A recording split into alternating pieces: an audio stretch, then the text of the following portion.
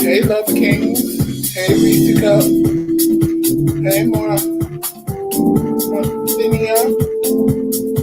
Media, I'm sorry.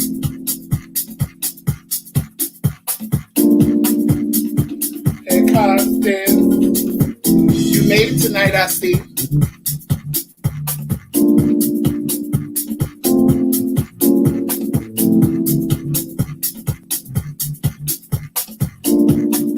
Hey, Medina.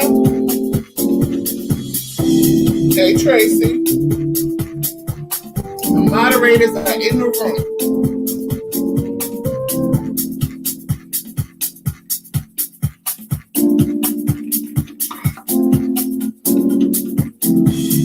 You gonna start already? You gonna start already? Really? Can we just have a peaceful evening? Y'all know I'm talking to Joel. Can we have a peaceful evening, please? Please? No. Peaceful, I said. Yes, Constance, it's time to laugh. Jomel, stop. I'm going to put you in the other room. You know you're going to end up having to do that anyway, so. No, he calms down sometimes. Mm-hmm. I'm not with the trick of. I didn't cheat tonight. I didn't look at the question. No? Nope.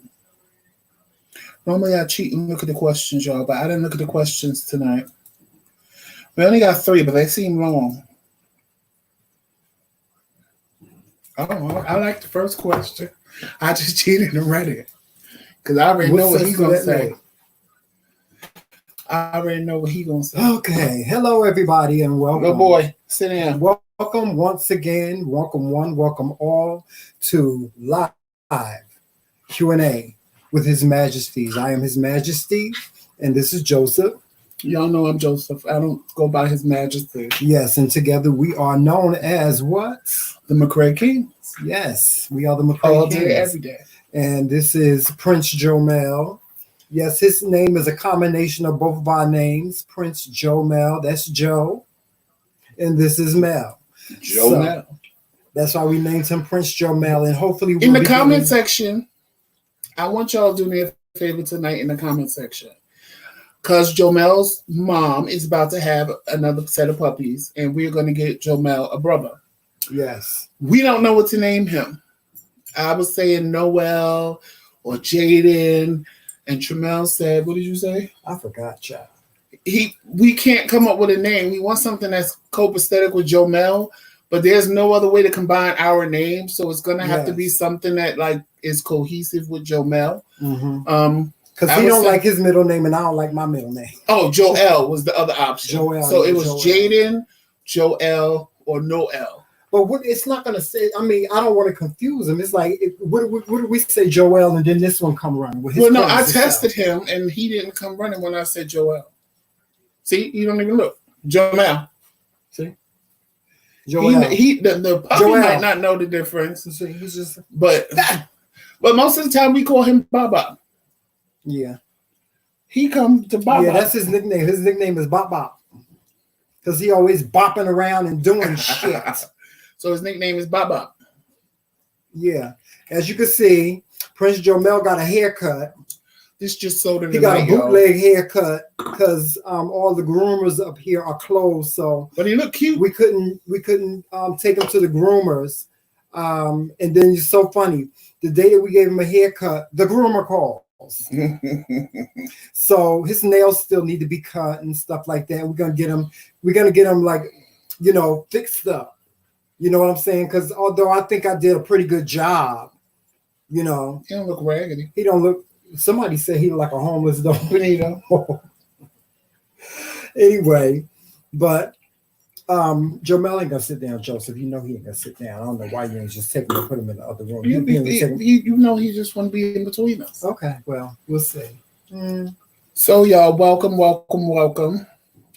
Yes, but before we start, please, guys, make sure you hit that like button. Make sure if you're new here, make sure you subscribe to our channel and watch some of our videos. And also make sure you leave your comments and share this video with everyone. Share with everyone. Also, please make sure that you support the Kingz in whatever way you can by either subscribing, or if you feel like you want to donate to our platform, please feel free to do so. Cash App is scrolling across the top of the screen, ain't it? Yeah. Somebody said it's scrolled at the bottom of the screen. Somebody said Tracif. And somebody said Meljo.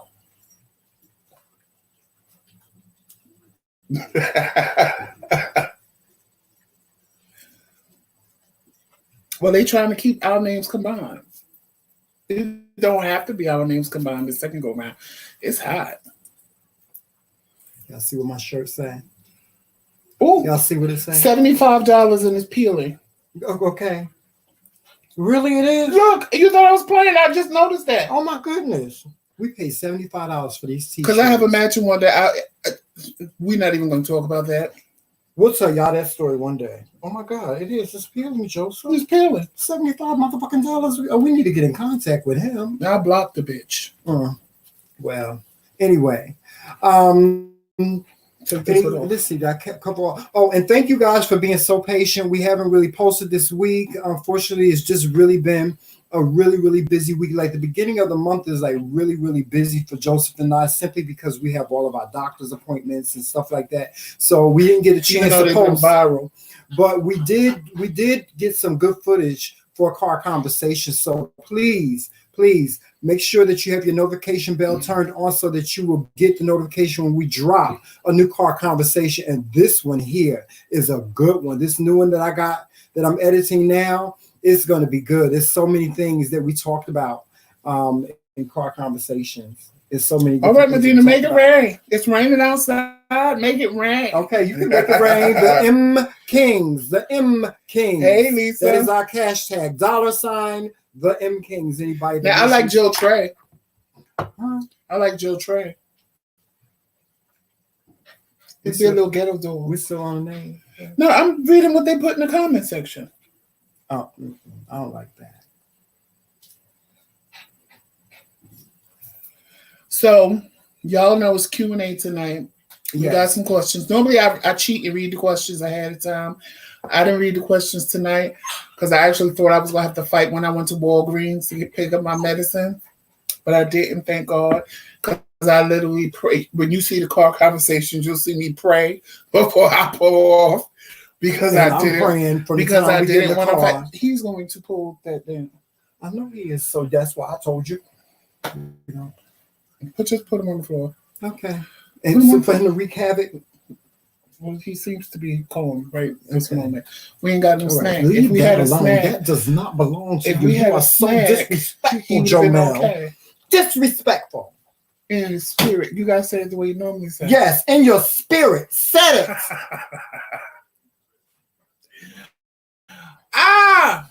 Stop being disrespectful. In your spirit. I know this room is normally the coldest room in the house, and now tonight it's hot as hell in here. Because it's like, I think it's like the temperature outside is like, wow. Well, anyway. Okay, so let's get on to our first question, moving right along. Now, we may have to take a brief intermission just to take Jomel and take him to a quiet place because he just gets. Medina said Jomel is being shunned and abused. Yes. Never abused. I'm about to beat him on top of the head with this cup. All right, so the first question is, what's up, guys? How do you feel about passwords for Instagram, Twitter, Facebook, cell phones? Do you feel your spouse should have your password? And when it comes to dating, do you feel the person you're dating should have access to your password if you've been dating for only a few months? Well, here's how I feel about this. I don't necessarily think that your spouse should have your password. I think that's just something that you as a spouse should just have, you know? I mean, I have your password, but I don't, and you have mine, but we don't go into each other's phones like that. I don't mess with Joseph's phone. His phone is his phone. Mine is mine. But see, because we're married, we tell each other everything. There's nothing, we don't hide anything from each other. And that's very, very important in a marriage. It's very, very important. We don't hide anything from each other. Now, if you're dating, that's a totally different story. Now, if you're dating, I don't believe that someone you're dating should have your password to your phone. Well, no, I just really don't. Listen, the cell phone is something that has become very, very sacred in all of our lives. Okay, this right here is not a luxury to most of us. This is like a necessity to most of us, and this is basically our life. So, I mean, there may be things in here, and it don't necessarily have to be new pictures or anything like that, that I may not want you to see if I'm as your boyfriend. Right. If I'm just dating you, you're not going to have access to my credit cards because I have Apple Pay. You're not going to have access to all that stuff like that. Right. Now, he can pick up my phone. It ain't going to recognize his face. And when it was a thumbprint, he didn't recognize his thumb, but he know the code to go right up in there. If he needs something, or we'll pass each other phones and be like, go on my phone and get this, or go here and get that, stuff like that. I mean, married, yes. Dating me, and it depends on how long. Right. If I've been dating you for 5 or 6 years, clearly I trust you. Right. Yeah. But I think if you are in a relationship and that's something that you like to give in a room, if that's something that you like to give to whoever you're dating, then give it to them. If you don't, then that shouldn't be an issue. It really shouldn't be an issue. People are always saying, oh, well, you got something to hide. No, just because I don't want to give you my password to my cell phone don't mean I got something to hide. It don't. It just doesn't. It just means that part of my life I don't want to share with you. Okay. I see you're acting like me. I'm acting just like you. But no, I just really don't. I don't agree with that. I really don't agree with that. But then you're talking to two people that are way past that. We are way past that now. 20 years ago, when we got together, we probably would have been fighting over the same that same thing. But we don't. It ain't. You know, we just really don't get into it like that for that. I don't. So, what are people saying in the comments? They are saying, "Where's Jomel's water? Where's Jomel's casket?" I don't know. Like I said, if I'm dating you, depending on how long I'm dating you, determines if you get a password and all of that to my phone. If I'm dating you, if I'm not dating you, then if it's just been a couple of months, you don't need that information. Yeah, I'll even go as far as if my phone goes off to turn it face down if we're at the table, because what's coming through is none of your business. And it's not that I have nothing to hide; it's just none of your business. Yeah, and I've seen conversations where people get offended at that. They get offended if they're out on a date and somebody just looks at their phone and then turns it over this way, because they feel the person has something to hide. Yeah, listen, your cell phone is your right hand or your left hand. It is. It's just like your right hand or your left hand. You know, like I said, it's a part of your life. If you choose to share that with someone, then that's cool. But if you choose not to, there shouldn't be no issue with it. Not when you're dating. I'm sorry, not when you're dating, and not when you're dating for like 6 months. We 6 months in, you ain't getting. I don't care. No. I just don't. Mm-mm. Well, we agree. Are you surprised? No. You gave me your password right away. Yeah, I sure did. I gave you mine right away. Because I have nothing to hide. Well, and all the relationships I've ever been in, and even like when I had like accounts like my AOL or something like that, I never had a problem with giving somebody my password. I just never had no issue with it. Oh, trust me, I've had exes that and this was before even real smartphones was real popular. My spirit said go through the phone, and I found what I needed to find when I went through the phone. And I called the other person when I went through the phone. Yeah. So yeah, when you go looking for stuff, you might just find it. Stop. Wait, well, why you want to wreak havoc? Why? Stop. You better stop biting me, boy. I know what you need. And I'm going to get it. Okay, Joseph is going to get read the next question. A snack. And I'm waiting to come back because I'm going to talk about some things. Go ahead. Coming up soon is a very special interview that we have that we're doing with someone. So you'll be seeing that soon. Also, you'll be seeing some more story time videos from us. In addition to that, and I don't know what the summer holds. Honestly, guys, we've gotten some messages from some of our followers asking, are we going to be doing any Pride events or anything like that? But unfortunately, all the Pride events have been canceled. We were supposed to do Pride New York, Pride in Newark, New Jersey, and a couple of other places in New Jersey, but unfortunately, all of the gay pride events have been canceled that we were scheduled to do meet and greets at, to speak at, to host different shows. Everything has been canceled, and what has not been canceled is basically on the table right now, so we don't know. But we'll get back to you on that. Also, virtual weddings have been approved, right? In New York, I don't know. In New York, virtual weddings have been approved. So, any of you guys that are interested in you need someone to officiate your wedding. I think they have to go through the court for that. Well, we can still perform a ceremony. No, but they have to go through the court. I'm not talking about legally. Past the virtual thing. Yeah, I know, but I'm not talking about that. I'm talking about us. Us. We have the ability to officiate marriage, a wedding ceremony. So we'll get more details about that before we even put ourselves out there like that. But we are wedding officiants as well. Unfortunately, we're not doing anything now because of the quarantine. But anybody that's interested, just send us an email. And thank you again, guys, for sending in your questions. Please continue to send in your questions for Q&A. We appreciate you. The McRae King's Corner at gmail.com. Yes. So, or when you're on, you could just type it in the comment section. Yes. So, Joseph, read the next question. A coworker who is very a close friend of mine wants to give me the key to their apartment during the quarantine because they live alone.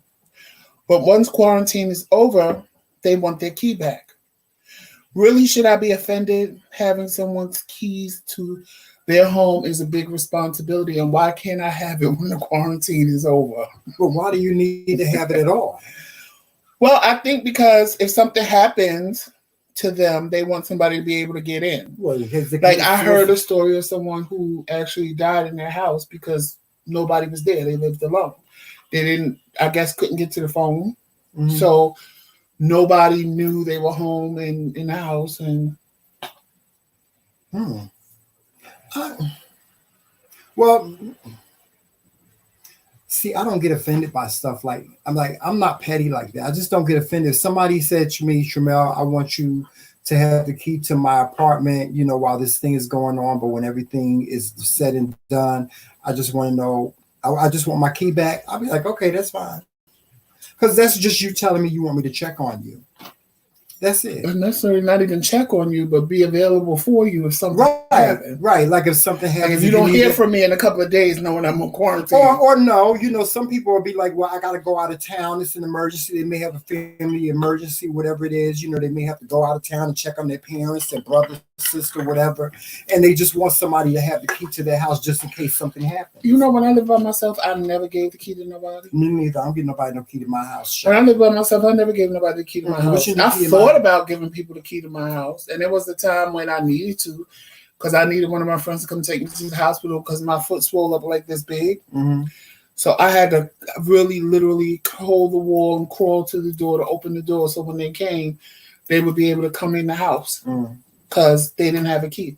Well, that's a reason for somebody to have your key. Y'all, what are some reasons for people to have a key to your house? Thank you, Diana. What are the reasons? I mean, I have never been in a position where I had to give somebody a key to my house. I just haven't. Well, see, if you watch Sisters, see, that's why people would have the key to my house. Because they just walk in each other's house and tell the men to get out when they want to talk. No, you can't. You can't just come in and out at will. No. Now, if I give you the key to the house, that means that you're just supposed to come. Like, if you tell me you're coming, and I'll be like, all right, use the key and come in, because whatever. But don't just pop up because you got emergency and be like, all right, well, I know you're busy, but I needed to come in. Like, that's not going to work for me. Yeah.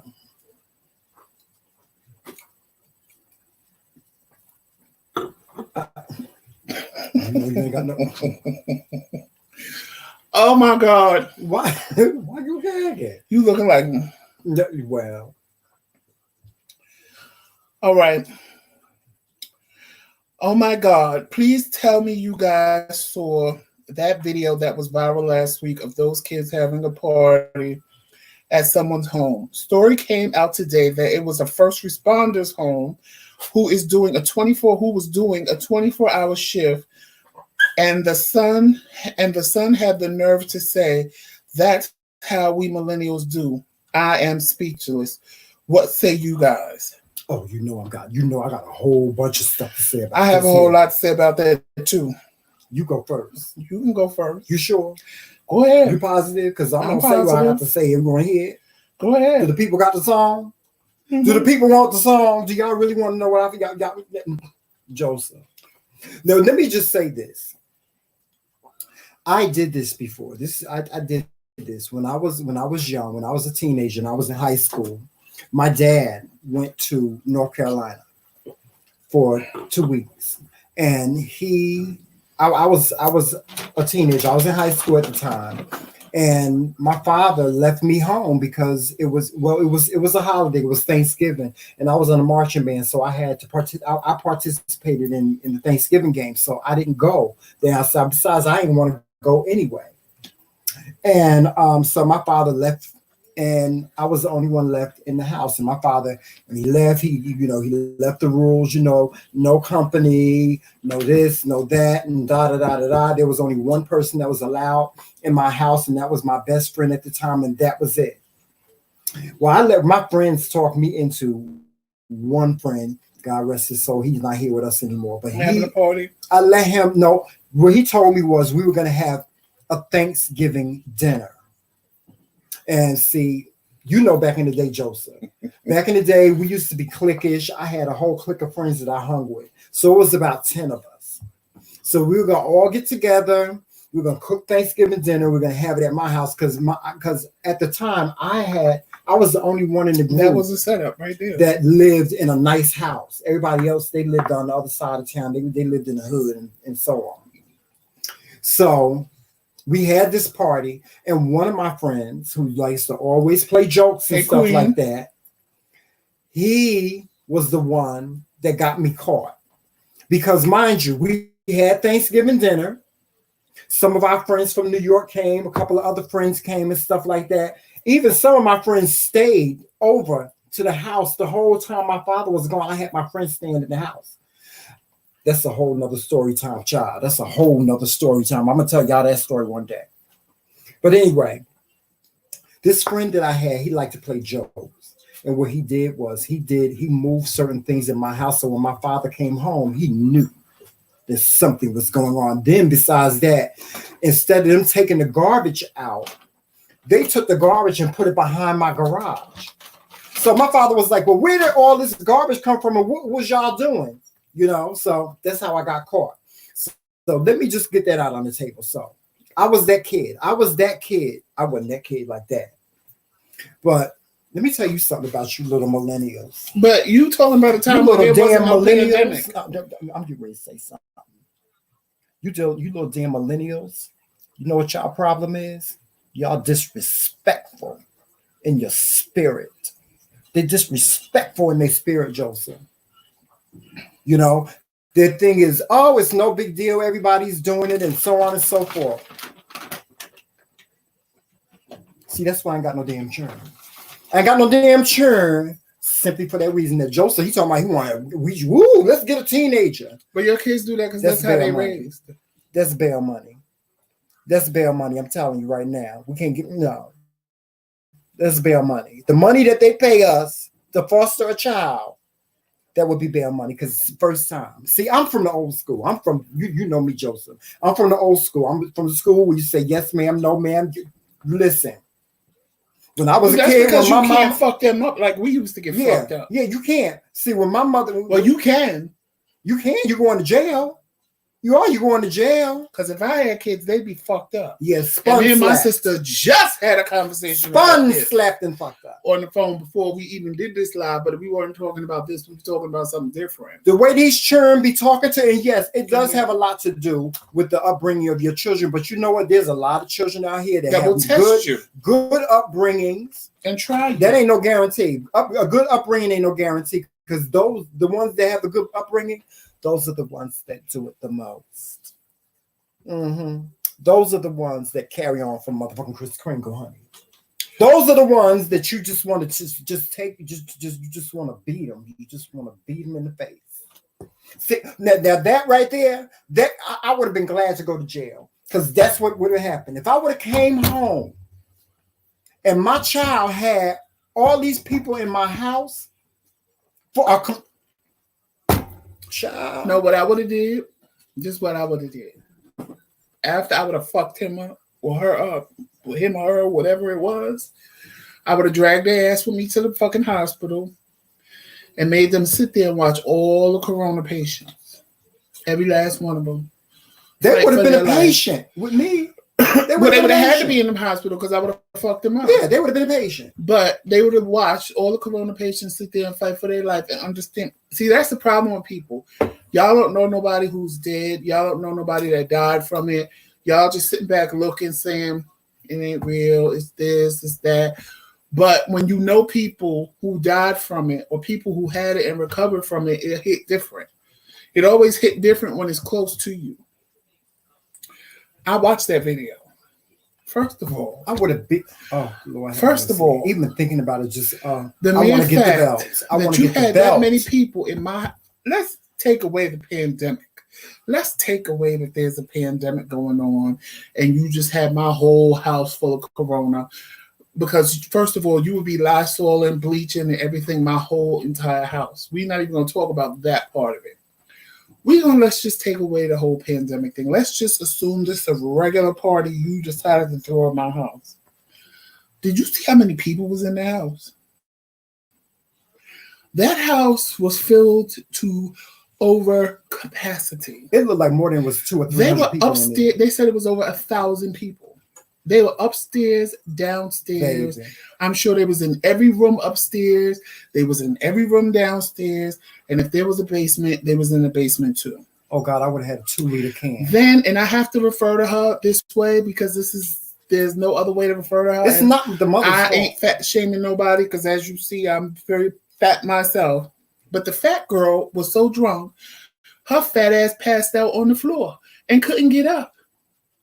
And it appeared that everybody around her was just as drunk because they couldn't help her get up.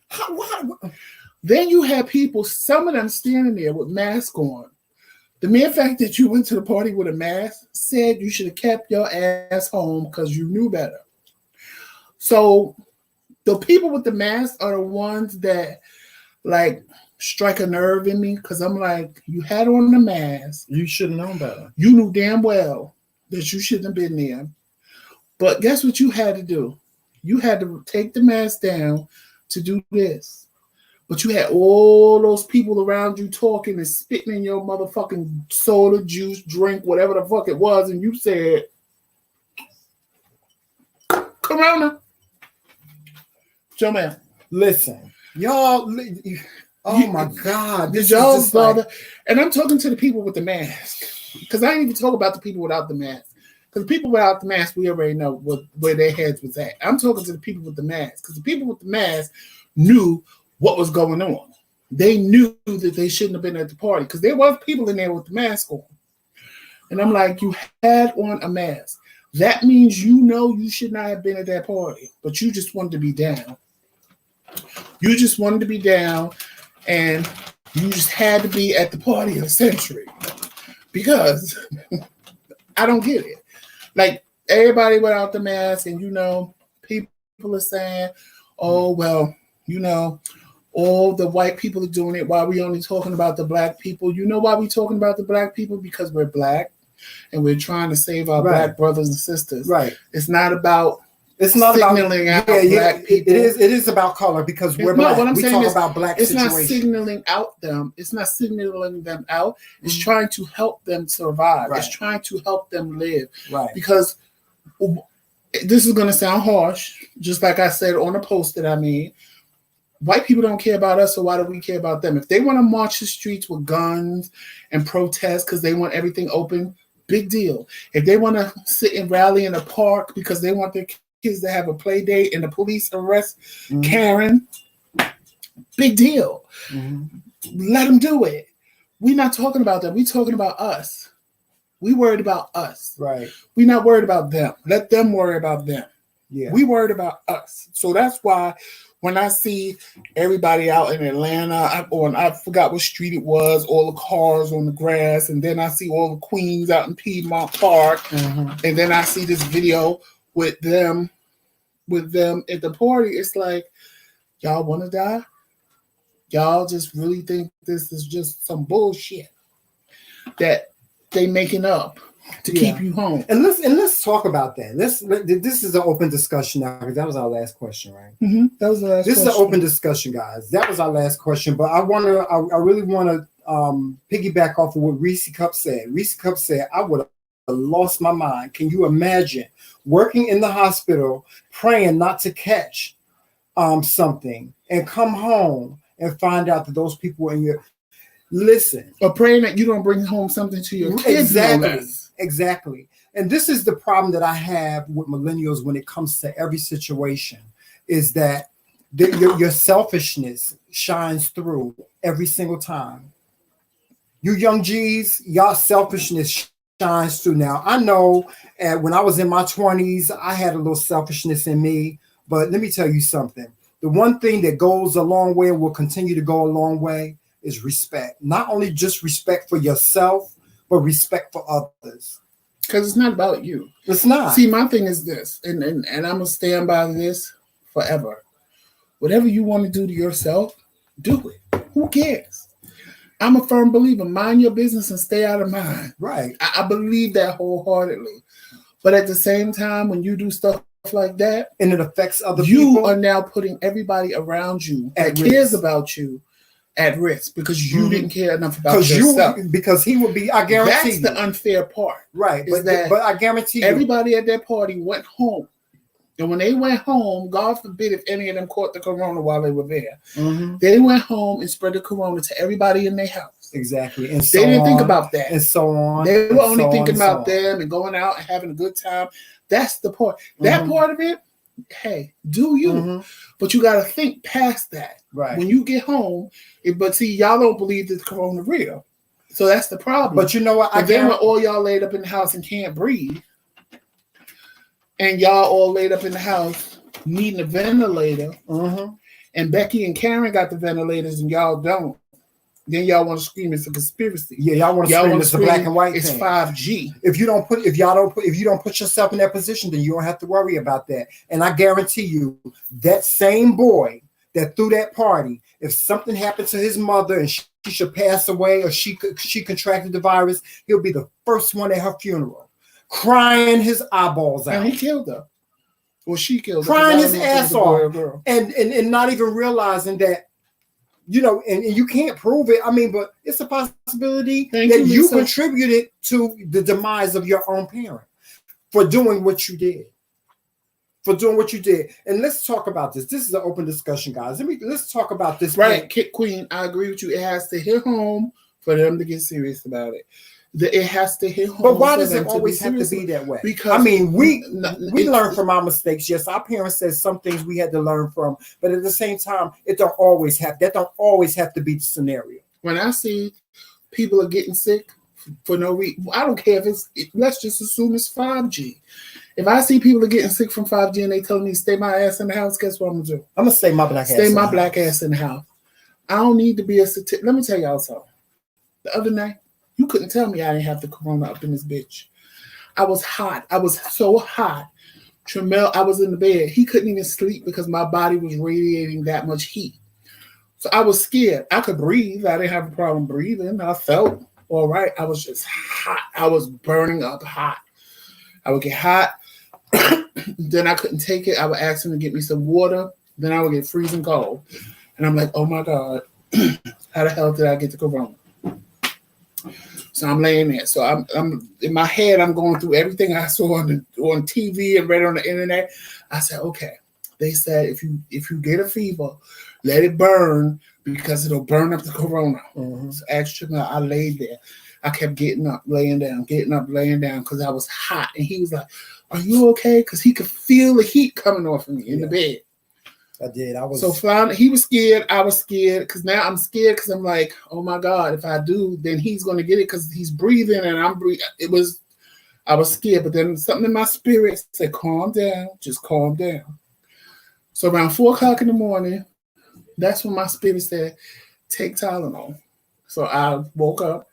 I took 4 extra strength Tylenols. And in a matter of seconds, I was fine. I lay back down. I wake up to like 10 o'clock in the morning on Sunday. And I felt amazing. Like nothing ever happened the night before. It was right after we did the live Saturday. I laid down and I felt like it was just like, it was horrible. And people are panicking. A lot of things that are happening to people is based on anxiety. I don't even read nothing no more. I don't read nothing about symptoms and signs because no lie, I had a lot of symptoms and the signs beforehand, but that was because I had a stroke in January. So a lot of the things they said was happening, I was already having based off the stroke. Right. So it was like anxiety is attacking a lot of people because they don't know. Right. And I don't mean us. I mean the professionals. Yeah, the professionals don't know. So they keep coming at you with, oh, this is a sign, this is a sign, this is a sign, this is a sign, this is a sign, this is a sign. So every little thing that happens, you're like, oh my God, I got the corona. Yeah. Oh my God, I got the corona. The only thing they can tell us is like quarantine, and that's really it. You know, that's the only thing they can tell us is like quarantine. And yeah, you know what, you're right. You're right. Constance, let me just say this about what you said. Yes, we do have we got a lot of young adults that are raising babies that are not mature enough to raise. That's what's wrong. I think that's one of the issues in the Black community. Saying there's a problem when your mama 15, your grandma, your mama 15, your grandmother 30, and your great grandmother 45. That's a problem. Yeah, because that ain't how I was. That ain't how my thing went. My mama was 23 when I was 1, and my grandmother was well up there when my mother was 23. So, like, that's the problem. It was when your mother 15 and your grandmother 30, right, and your great grandmother 45. That's a problem. Right. That's a big problem because a baby is raising a baby is raising a baby. But you know what I think? I think we no, I can't say parents because I'm not a parent, but I think a lot of parents need to go back to the traditional structuring of the family. See, my mother was 21 years old when she had me. And my mother was a married woman. She was married to my father. And that was the value system that they were raised with. They were raised that if you have a child, you take care of it, period, point blank. That was it. That value is gone. It's like out the door now. It's out the door. Majority of young females that are having kids these days, the father stays around for maybe 6 months until he finds a reason to get into a fight with her, and then he's gone. Period. And who's left with the baby? Yes, so we do have a lot of immature, a lot of women out here, a lot of young adult women that are not mature enough at the time to take on the responsibility to be a mother. It takes a lot to be a mother, and I don't care. We've been driving this into our young adults' heads, but they still are doing it. So what do we do about it? I mean, one thing I can say about millennials, though, a lot of them ain't trying to pop babies out. Yeah, a lot of them ain't. A lot of millennials ain't trying to, because they realize it ain't cute. It ain't cute to be walking around with a baby on your hip. It just ain't cute. So I there's a lot of things as bad as as much as I say bad about millennials, I have to also say the good things about them as well. There are some great points about them. No, because they are making the world a better place, meaning they are bypassing a lot of stuff that we didn't bypass, that you and I went through. Right, but they need to understand. But what they need to understand is not all about them. Here's what they need to understand. They need to understand that it was because of us. Listen, Joseph, let me tell you something. It's because of people like me and you that the young gay millennial is able to live in his truth and do and be everything that he can be as a black gay man or as a gay man or woman. It's because they walked on the backs of us. We were the ones that were gay bashed. I have friends that were killed in the struggle of getting just respect. They think they did that. Well, they didn't do it. I'm here to tell you, millennials, you didn't do it. They think they did that. They think they did something spectacular because now they can live in their truth. No, this because I lived in my truth at a time that it wasn't acceptable. But it's not their fault. It's not their fault. You know why? Because all the gay bashing, all the murders that we endured in our community, nobody knew about them. It wasn't on the news. It wasn't on the news. But also they don't have the outlets that we had. Right. They don't have that village that we had where we could go hang out and we could hear the stories and we could see what was happening. We could see boys come and throw queens in the river, in the ocean and things like that. So they don't know that part of our lives. Right. They don't know how in 1989, I'm walking around with blonde hair and a pierced nose, being called every F word in the street, switching and carrying on. Now y'all walk the streets with makeup on. I did it when I was the only boy doing it. Right. And people was pointing at me, laughing at me constantly. Mm-hmm. And I just held my head up high and said, I'm who I am. You don't like it? Oh, well. And kept it moving. Yeah. Y'all ain't had 4 boys pull up in you in the car and show you guns and tell you the F word. And you know me, my natural reaction was, no, I'm not no F word. Yeah. That alone said that I was what they was calling me. Yeah, but no longer. But at the same time, I'm not going to let you talk to me that way. They were going to shoot me. Yeah. I walked around the car. In my mind, I'm panicking. I'm like, there's nowhere for me to run. I mean, you know, Joseph, I've been gay bashed. If they shoot me, I have. Hopefully, my mother, when she drives past on the bus, will see me laying dead in the middle of the street, or inquire what's going on and realize it's her son dead in the street. Right. And I kept walking home. I was like, I'm not gonna run. You're not gonna play. We're not gonna play. Watch little fat boy run for his life because I wasn't going to do that. Right. That wasn't going to happen. Right. Because I always believed I'm going to stand in my truth, and I'm going to be me no matter what. Mm-hmm. That's like now, like I said before, when we go somewhere, who's that? My husband. Oh, this is his partner. No. That's not what I said. What I said was, he's my husband. We're married legally. Oh, okay. This is his friend. No. I've had to correct people more than once. You're going to call us what we are, period. You're not going to make up a title for me because if one of us was a woman, you would just say that's her husband. Well, get used to it because it's the new way. Y'all know how much we paid for these rings? Child. Husband. Right, Queen. I agree with you. It's real late. But yeah, I'm sorry, guys. We got off subject. But like this is the open discussion. This is the round table. We really can talk about anything we want to talk about. This is a good question that Lisa asked us.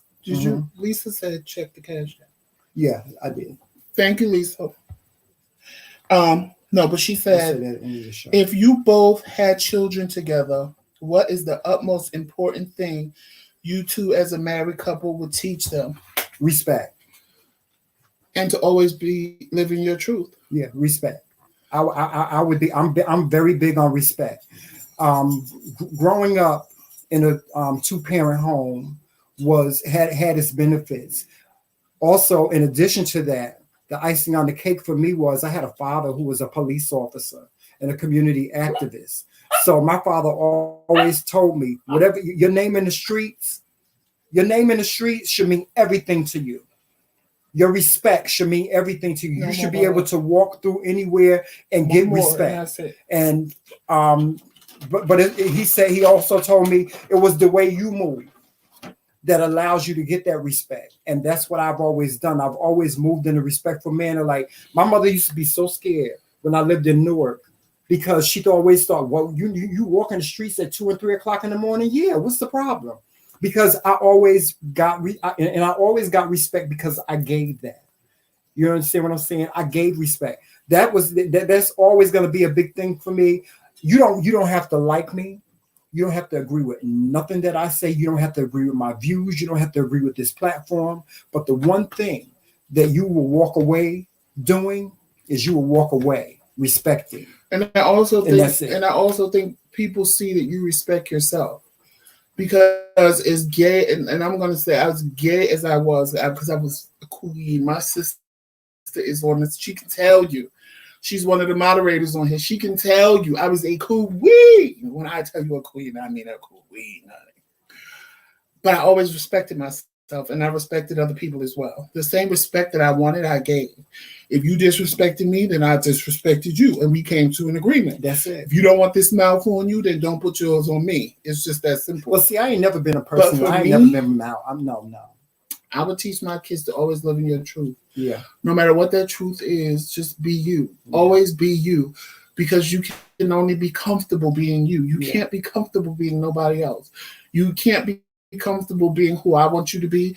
You can't be comfortable being who your friends want you to be. Mm-hmm. You can't be comfortable being nobody and nothing but yourself. Your authentic, true self. Whatever that is. Whatever that is. Long as it's not hurting anybody else in the process. Now, if you tell me you want to be a serial killer, then we got a problem.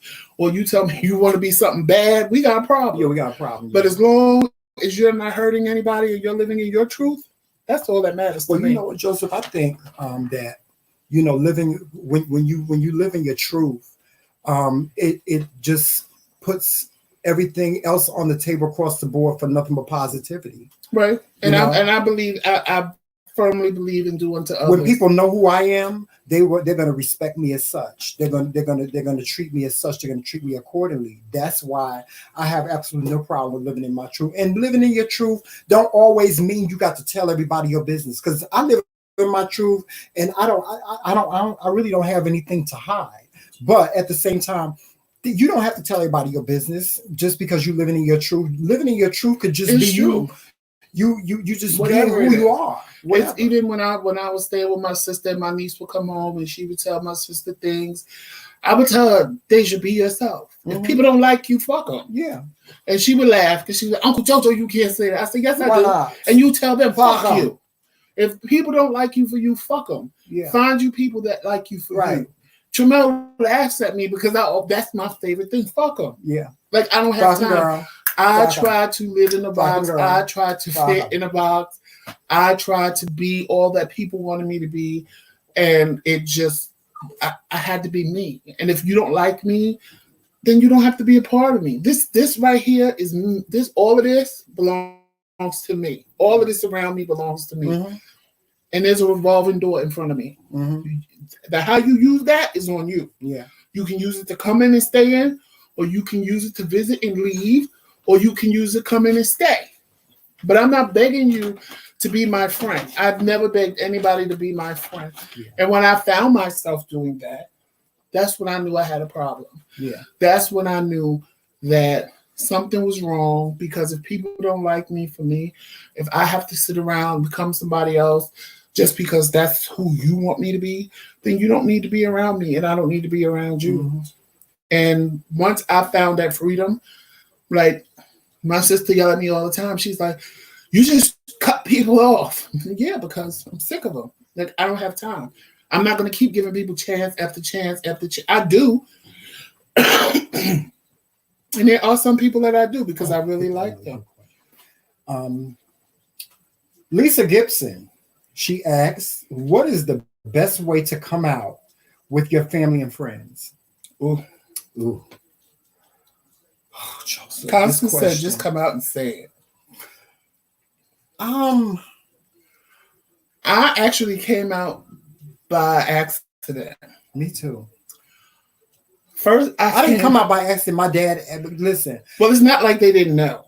Right. No. Let me tell you something. And that's what I want to tap on.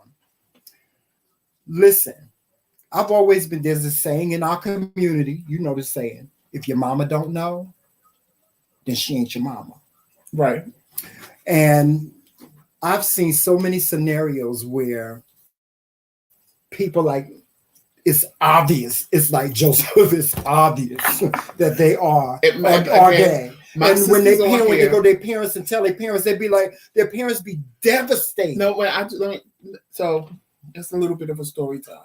So I dated this girl, and I told y'all the story before. I dated a girl. I had a girlfriend. It was what it was. She lied to me about something. That's when I had went to my first gay club. So it was my opportunity to get rid of her because I found out about the lie. It was my sister's best friend at the time. My sister's in the chat. If she reveals herself, then she reveals herself. So stop. I told her, I called her and told her, you're lying to me. You did this, you did that. And then it was this whole big thing. So then I blurted out, well, you know what? I don't want you anyway because I'm gay. But then I realized what I had done because I just said it was my sister's best friend. So after, because my mouth will get me in trouble. So after I did that, I realized, oh my God, I just came out. So I hung up on her. I called my sister real quick. I said, listen, I got something to tell you. And she was like, what? I said, please. I said, the only two people that I care about, that it matters to me, what they think, are you and mommy. I was like, but I told her what happened. I said, and I told her I was gay. I said, because I am. She said, that's it? Me and mommy knew you was gay. You just threw us off when you had a girlfriend. I said, what? She said, child, we knew you was gay. That ain't nothing. I said, okay, you cool with that? She was like, I mean, what you want me to do? I said, okay, fine. I said, don't tell mommy. So I know my sister. She can't hold water. She couldn't hold water when it came to my mother. So in my mind, she had already told my mother, and my mother just didn't say nothing to me. So my mother called me one day, and we was talking because me and my mother, we were friends. She was my mother, and I respected her as such, but she was also my friend. So I could talk to my mother about anything. And she was telling me the story about somebody. And I said, yeah, Ma, you know he gay because I saw him when I went to the club. And I caught myself. And she said, what was you going to say? I said, well, you do know I'm gay, right? She said, tell me something I don't know. I said, okay, well, since you know, I saw him at the club, girl. So that's how I came out. They already knew, but I and my grandmother was constantly catching me with boys in the closet. Like, she would get on my damn nerves. Because every time I was getting ready to get raunchy with a little boy, I was like 13, 14. Mm-hmm. She caught me kissing the boy. She caught me every single time because she knew if I was in the room with a boy and it was too quiet, she knew. My grandmother, it was very unspoken. It was very unspoken until my sister one day went to her and said, Grandma, you know JoJo getting married, right? She said, he getting married to what? She said, a woman. Well, he gonna have to leave all them boys alone. So when my sister told me, I told my grandmother, I said, what did you say about me being married? She's like, so she, of course, said my sister didn't say it. She said, I never told her that. My sister was like, Grandma, yes, you did. When I told you he was getting married, you said he needed to leave all them boys alone. With my grandmother, it was like she knew, but it was just unspoken because she was so into church. And I felt it would like break her heart for me to actually verbally say it to her. But she was around boyfriends of mine. She wasn't stupid. So she knew, but that's funny. I never verbally said it. And like with my grandfather, when I was really queenie, I didn't go around to him a lot because out of respect, because my grandfather's from Jamaica. So y'all already knew how that was going to go. So when I started looking like this, and that was part of a car conversation we started, but I didn't finish it yet. And it was going to end up being a story time. This was the last way he remembered seeing me. And that's what I liked. And even on his deathbed, he asked me where was my wife and kids because he didn't remember. But again, it was something unspoken. So it wasn't something that my grandmother or grandfather knew. It was just what it was. I never told them just because my grandfather was Jamaican and my grandmother was church mother. And I know she wouldn't have been able to handle that. Now, my daddy, honey, I couldn't wait to spring it on him. Honey, I'm a queen. I'm a woman. Just because he's a preacher and he gets on my nerves. So I couldn't wait to spring it on him and let him know that your firstborn son is just as gay as Peter Pan, bitch. Lord have mercy. Well, you know, my experience was horrible. It was horrible. It was really horrible. Like I said, I never, you know, that was just something that I felt like I couldn't deny. I couldn't deny it when my parents came to me and asked me, and that was one of Queen, I'm gonna answer that for you. I'm sorry. That was one of the biggest mistakes to me I made, is coming out to my father and my mother. It was a horrible experience. My dad, he asked me. He couldn't even say the word. He just said, Tremel, are you that way? And I said, what do you mean? He said, you know what I mean. Are you that way? And I said, yes. And as soon as I said yes, I couldn't even get yes out of my head, out of my mouth. And my father knocked me into a new motherfucking last name, honey. My last name was not McRae when I woke up. Okay. And I ended up in hospital. But again, that was back in the 90s when I came out.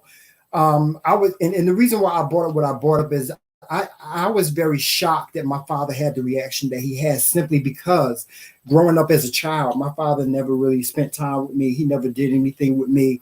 I was always a feminine. I always had this little feminine side to me, even as a kid. And my father would say stuff like, stop acting like a sissy. Or he would threaten me, saying, I'm gonna put a dress on you, you know, stuff like that. So I was shocked at his reaction to me coming out, because I always thought, you know, well, my father used to call me the F word, my mama too. So I always thought, you know, what's the big deal? Y'all already knew, you know what I'm saying? But that's the era that I came from. Now today, two good questions. It varies. It depends on who your family, how your family is, and you know, I would suggest that, you know, your parents know before anybody. If you're going to sit down and tell somebody about your coming out, your parents should be the very first to know. They should be the very first to know, hands down, nobody else. In terms of family, your parent, I think that your parents should know. Your parents should know, but I think that before you tell anybody, friends, parents, cousins, anybody, I think you need to be comfortable with yourself. Right. You need to be comfortable, because as much as the only two people, it would have devastated me to my core if my sister or my mother didn't want to have nothing to do with me. That was the only two people that I was scared to tell I was gay, because those were the only relationships that I valued to the point of it would have bothered me. But at the same time, I was comfortable living in my truth without them, because I had to be me.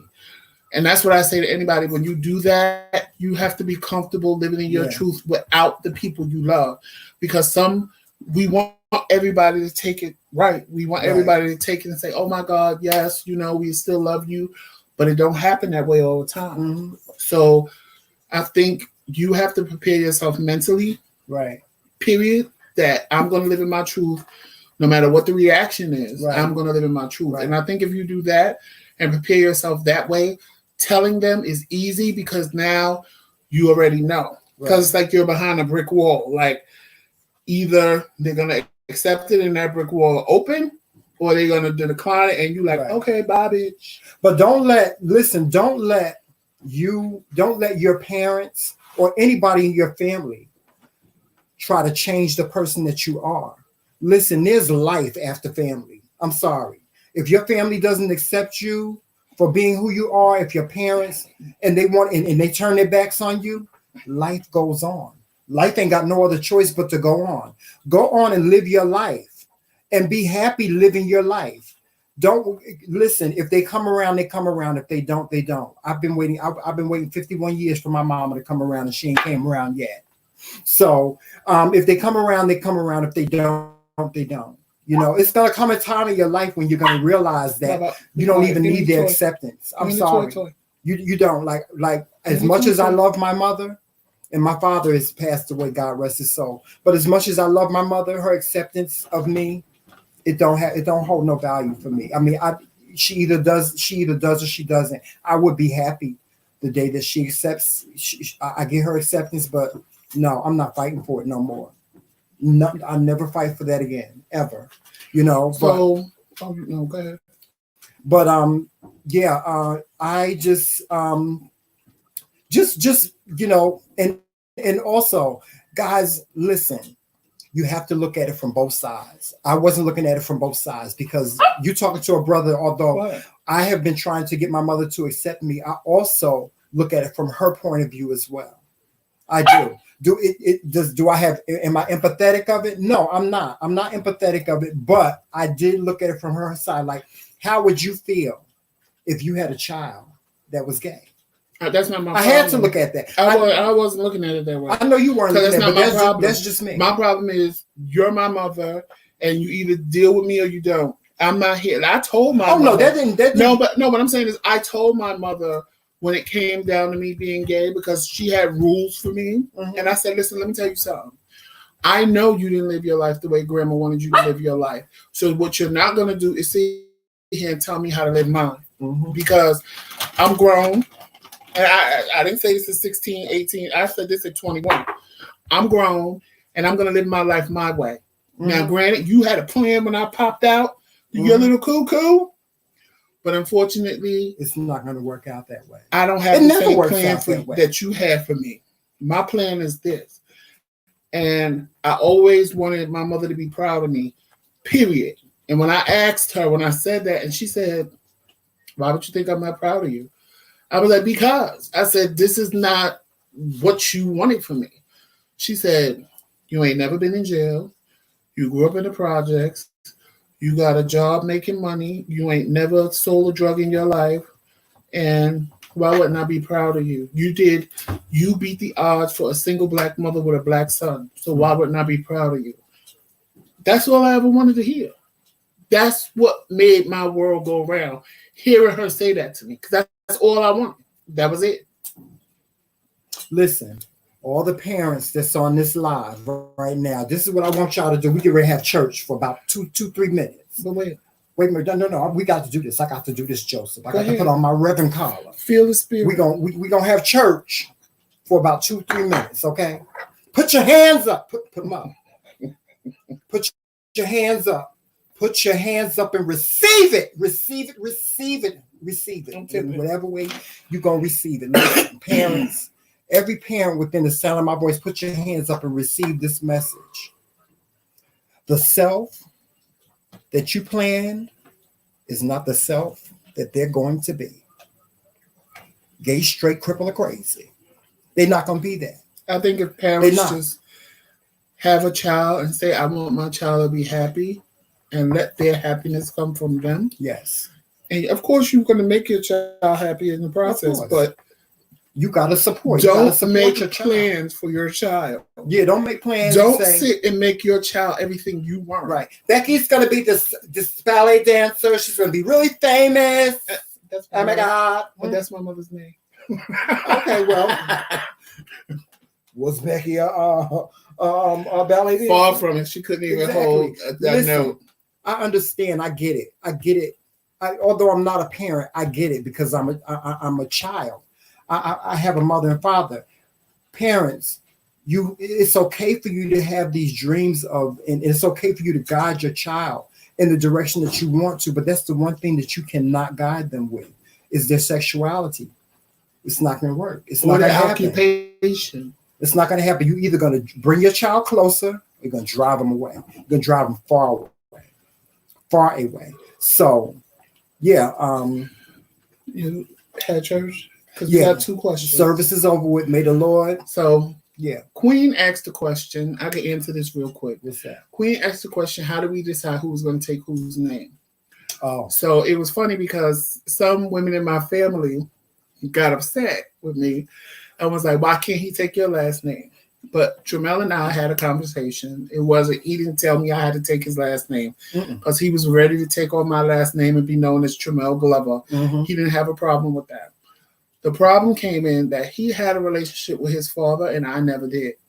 So, and I told my father when I was 25 years old that if I had, because I have my father's whole entire name down to he's his father's the insignia. Yeah, at the end of my name is the 4th, and that was the only part of my name I wanted because you always see like Junior John Doe the second or John Doe the third. You never see a 4th, and I felt that's what made me a unique person.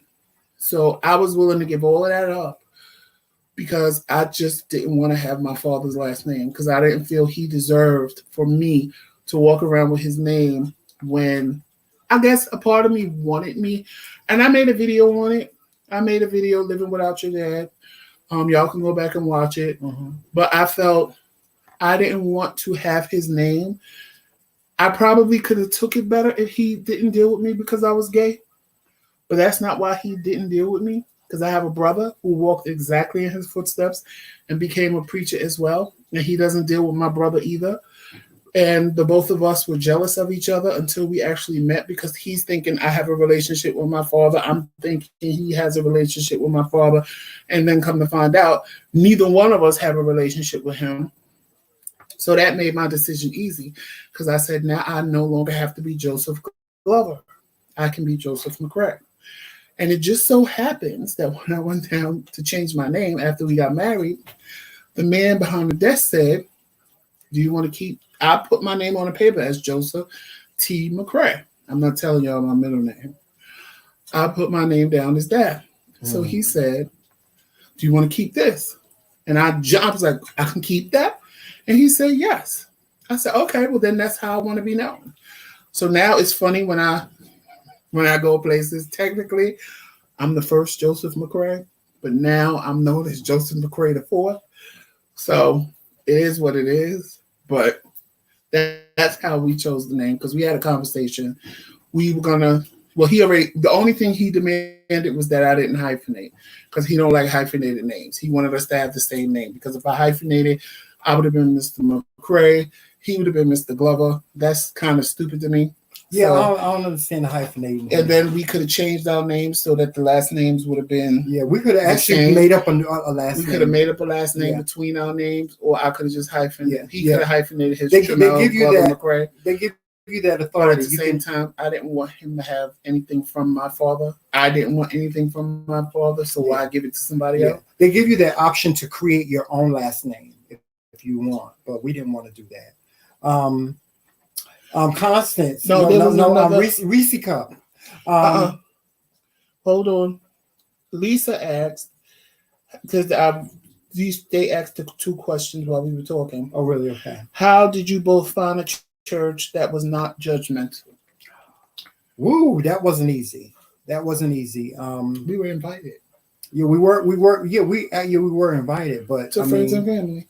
Right, yeah. We were invited by one of Tramel's friends to his church, friends and family. Actually, the person that married us. Right. The guy that married us invited us to his church. And he told us it wasn't what it was, what we were used to. So we were like, so Tramel was like, let's go to church. I said, okay. But, I'm a preacher's son. I grew up in church. So I already had my hesitations because I was like, Okay, whatever. So me and Tramel went, and it was different. It was like I'm walking through the door, and people are hugging me, telling me they were happy for me to be there, and I'm like, this is different. It was my first time, so we went, and we was there on time, and we saw everything go down, and we left. And Tramel was like, I like that church. I said, me too. Then we got invited again for. I forgot what it was. It was Men's Day. Yeah, I think it was. We got invited for Men's Day, and we got invited for Men's Day. Same thing all over again. Well, this time, because we were early, Tramel decided he was going to get up and testify. Yeah. So I'm like, okay. What did it for me was when Tramel said, hi, everyone, I'm Tramel McRae, and this is my husband, Joseph McRae. They started clapping and applauding. And I'm like, I am in the Twilight Zone. I am literally in the motherfucking Twilight Zone. Because they were people turned around, congratulations. But I'm sitting there like, I'm in the Twilight Zone. This can't possibly be church. Yeah. I know I was here before, and I know what I saw. Like, I really enjoyed church. So I'm sitting there like, this can't possibly be happening. So I'm like, okay. So, they love the fact that we were married. Exactly. They love the fact that we were married. So, which blew me, because when he said it, I was like, oh God, here it comes. And it was totally opposite of what I thought it was going to be. Actually, one of our church members is in the comments.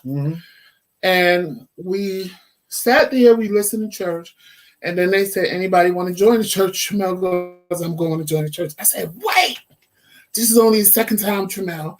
If we don't know, I mean, no. He wanted to wait until after service was over with. Because I'm like, wait. And Tramel was like, no, I'm going up now. So I'm like, oh God, I can't let him do this by himself. So I went up there too.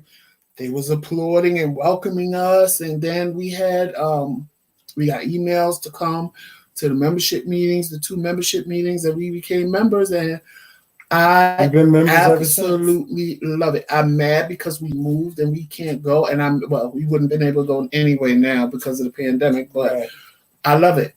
Yeah. I love the pastor. Our pastor is like a phenomenal guy. I love it all. Yeah. And the thing is, I have been invited to Unity Fellowship churches when I lived in Atlanta. I was invited when I lived in Maryland, and I never went because in my mind, church is church. And that's what it is. I had no idea that they were like an all-affirming church. And all of that didn't matter to them. Yeah. And it was like crazy. And I was like, I really enjoy church. And my sister and my cousins, they was like, Joe like church. If Joe said church is good, because they know I couldn't stand church. They know I hated church because of what church did to me. If y'all listen to our podcast on Spotify, Church Hurt podcast, you'll see what we talk about. Well, prior to us getting married, I was a member, a full-fledged member of the Church of God in Christ. And when they discovered I was about to get married, that's when things changed with me in the Church of God in Christ. Now, mind you, I've never hidden my homosexuality ever. I went to the same church for 28 years. They knew I was gay. Never saw me come in church with a woman. Never tried to pretend like I was this 100% hetero guy. I've always been able to be myself at my church. When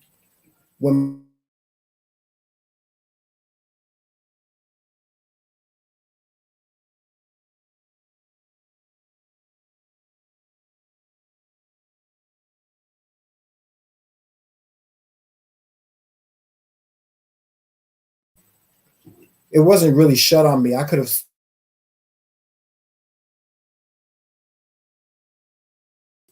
I realized that this is one. This right here, this is one.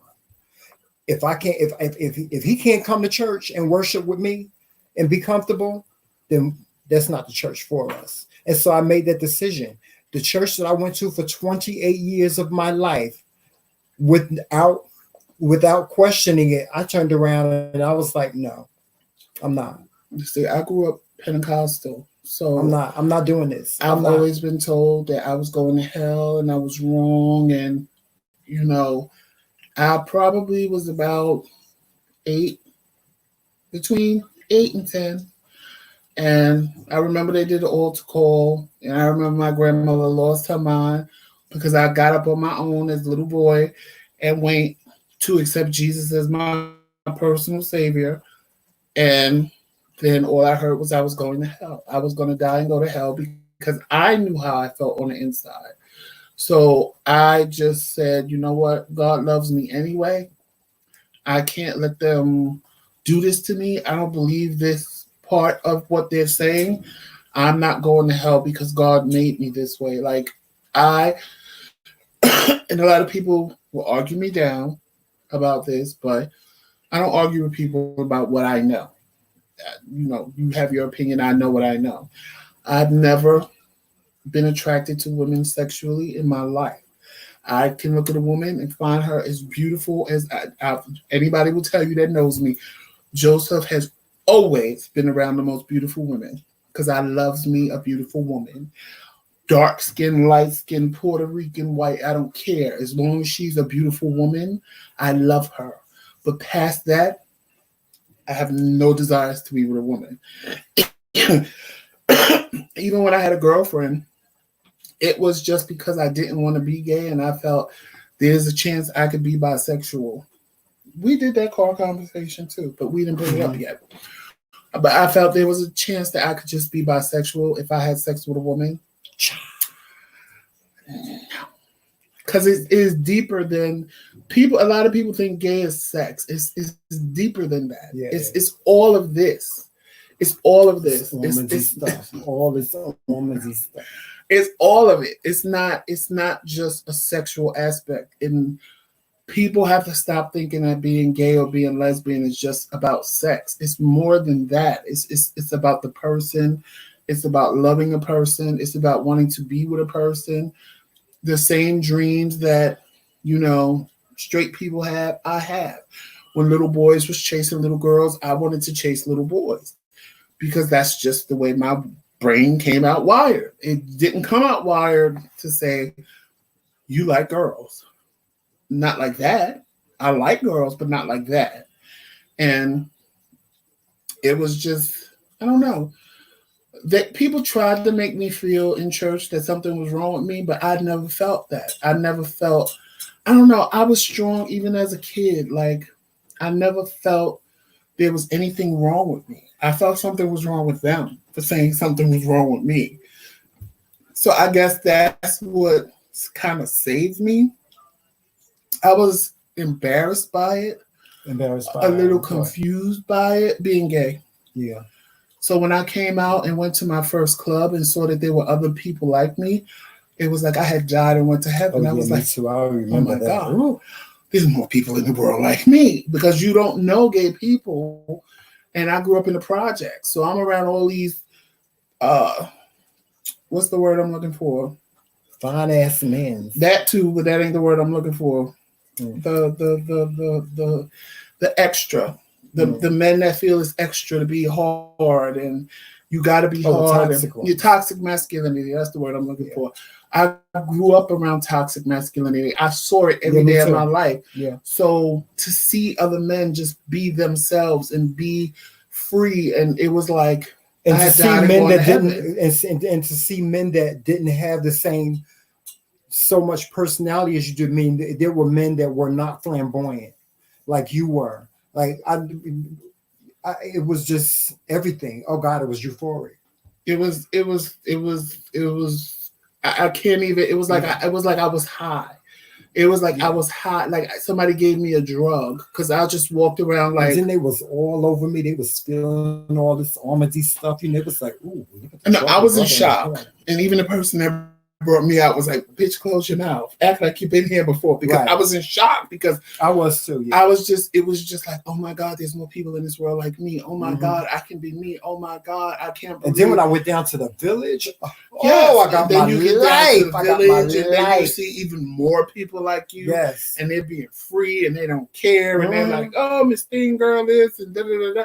And you're like, oh my God, it's me. Yes. So it's people don't understand when they see people like me and Tramel. They don't understand that It's not like these millennials today. Mm-mm. For us, it was a process. Yeah, it was a process. It was a long process. Yeah. It was a long process to get to where I am today. No, it was a life. It was a lifetime, basically. It was a lifetime. Well, for me, it was a long process. No, by the time what I I'm was saying 19, is, I was out free and didn't care. Yeah, but what I'm saying is, as we got older, like the strides that have been made in the LGBTQ community are great. They're really, really great. And I did see that question where somebody asked somebody, are we doing, as Black men, are we doing everything that we possibly can for, the new generation? And that's not an easy question to answer either, simply because the newer generation really, to me, this is my opinion, the newer generation, meaning the millennials, the ones that are in their 20s and 30s, they don't have a respect for us. They don't. I don't feel like they have a respect for us. I really feel like a lot of them. Let me finish. I feel like a lot of younger adults, they don't respect us older guys. They think we're just old and we need to go somewhere and sit down. We need to stay home. We don't need to be in the clubs. We just need to just be out of their existence. When in actuality, they owe a lot to being able to us, especially being able to live in their truths, number one. Number two is, there's a lot of things that we can share with them as elders in the gay community that would really make them go a long way, but they don't want to hear that. They don't want to hear about the old days and what happened in the old days. They don't want to hear that. They just, because they say we wanted to go back to the way it was. Yeah, and we don't. True. We don't want to go back to the way it was. We just want younger gay men, the younger gay generation, to be as informed as possible, to be as mature as possible, and to be as respectful. To be respectful, and that's it. I personally, I don't deal with them unless they come to me. If they come to me, then I don't have a problem. Most of them want us. They want us to be their fathers.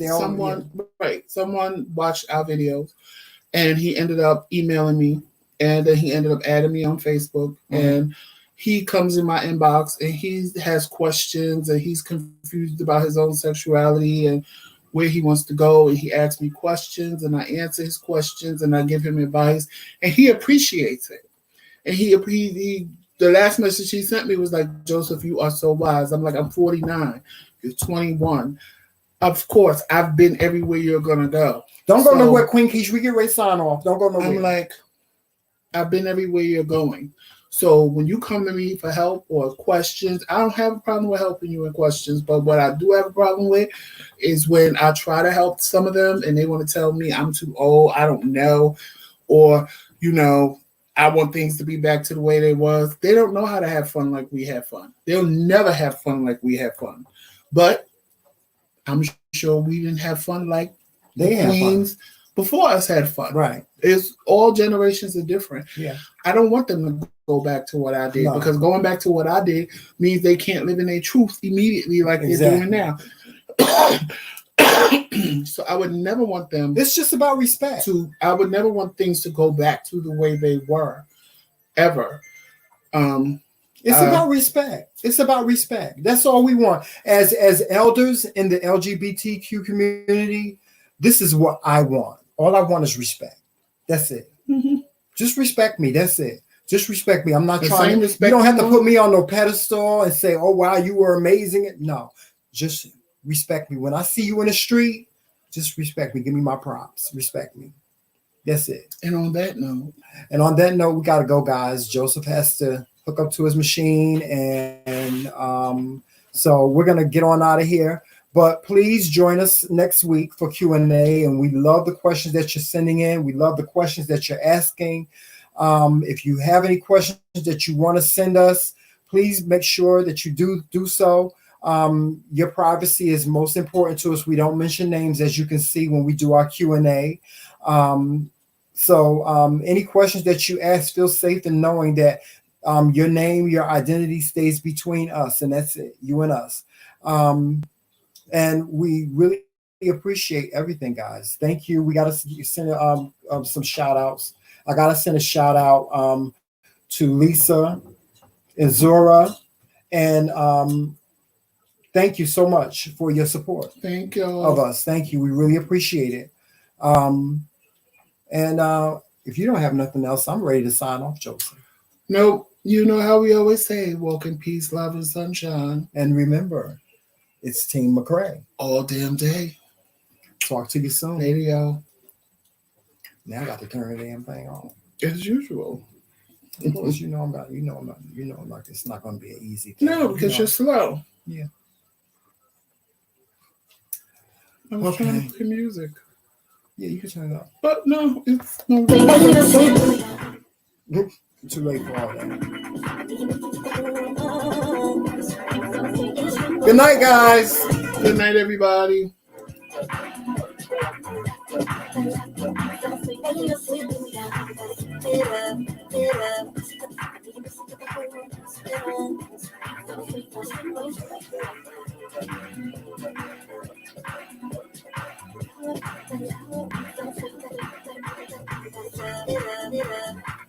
Zora, subject line.